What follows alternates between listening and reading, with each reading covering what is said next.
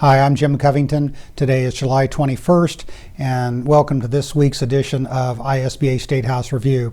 I have 6 pieces of legislation I want to briefly go over with you. 5 of them are now public acts.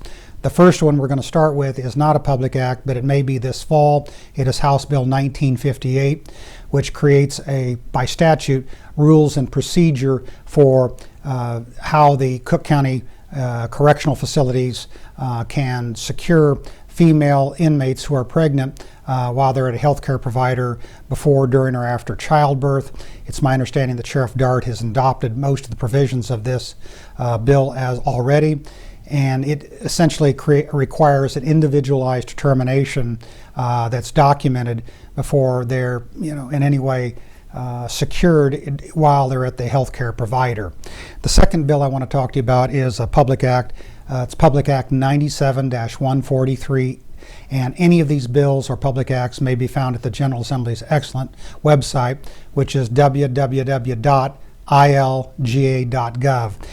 This affects residential mortgage originators who are not in the business of doing so, who originate less than 3 or less mortgages a year with their own private funds, and if this exempts them from complying with the Residential Mortgage License Act.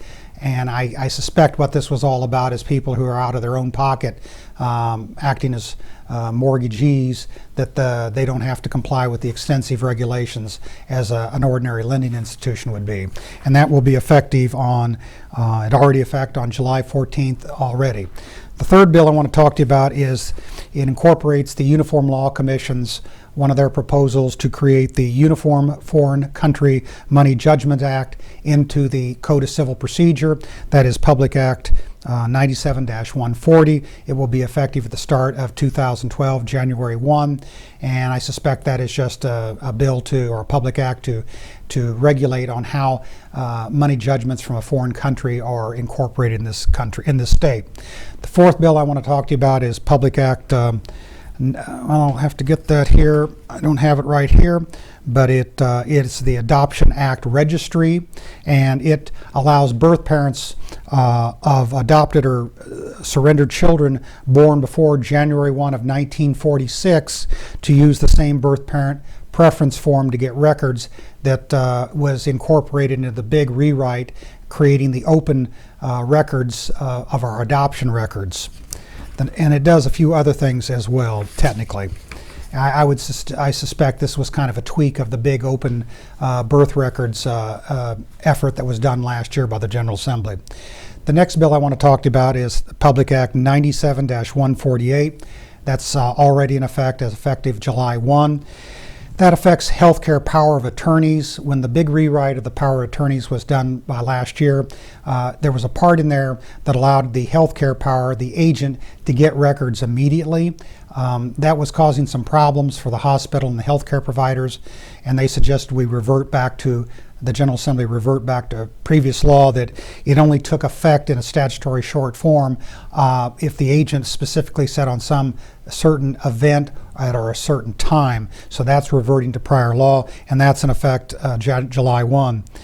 The final and last bill I would like to briefly discuss with you is affecting condominiums and associations and homeowners.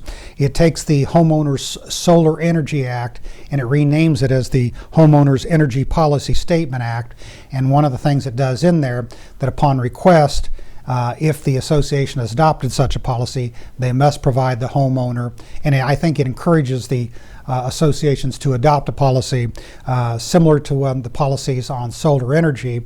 They have to adopt a policy on composting, rainwater collection, and wind energy collection, and that's Public Act 97-105, and that'll take January 1 of 2012. I suspect that was a follow-up bill of the Solar Energy Act of a couple of years ago, where the General Assembly prohibited associations from prohibiting their homeowners from putting up solar energy devices, and they're expanding that basically to composting and rain and water and wind collection.